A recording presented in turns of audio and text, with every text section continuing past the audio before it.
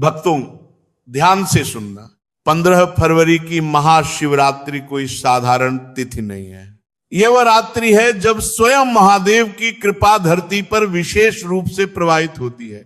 शास्त्रों में कहा गया है कि इस दिन प्रकृति के भीतर छुपी शक्तियां जागृत होती हैं और वृक्ष, लता, औषधियां सब चेतन हो उठते हैं। कथा आती है कि भगवान भोलेनाथ ने अपने प्रिय भक्त लंकापति रावण को यह रहस्य बताया था कि महाशिवरात्रि की रात्रि कुछ विशेष देव वृक्षों में स्वयं उनका वास होता है।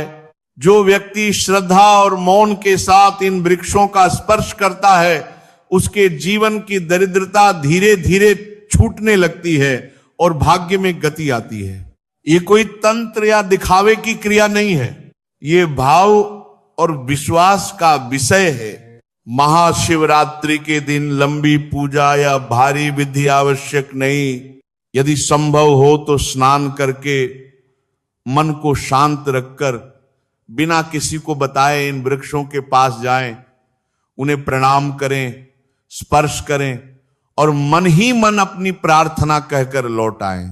सबसे पहले बेल का वृक्ष, बेल महादेव को सबसे प्रिय है। शास्त्र कहते हैं कि इसके मूल, तना, शाखा और फल सब में देवी देवताओं का वास है। महाशिवरात्रि के दिन बेल वृक्ष का स्पर्श करने से पाप क्षीण होते हैं और मनोकामना जागृत होती है। दूसरा है शमी का वृक्ष, इसे देवी शक्ति का स्वरूप माना गया है। शमी के स्पर्श से रोग, भय और दरिद्रता का प्रभाव कम होता है। यह वृक्ष साहस और स्थिरता देता है। तीसरा है पारिजात, यह समुद्र मंथन से उत्पन्न दिव्य वृक्ष माना गया है और लक्ष्मी तत्व से जुड़ा है।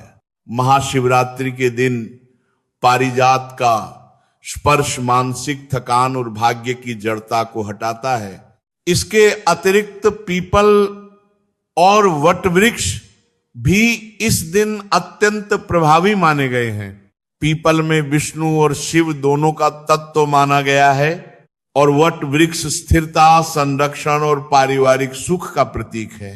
भक्तों याद रखिए, ये सब चमत्कार के नाम पर डराने या लालच देने की बातें नहीं हैं। ये परंपरा है, भाव है और प्रकृति से जुड़ने का मार्ग है।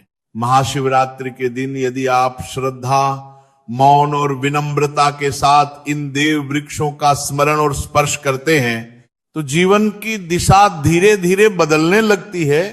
बस इतना ही, बाकी सब महादेव की कृपा पर छोड़ दीजिए। हर हर महादेव।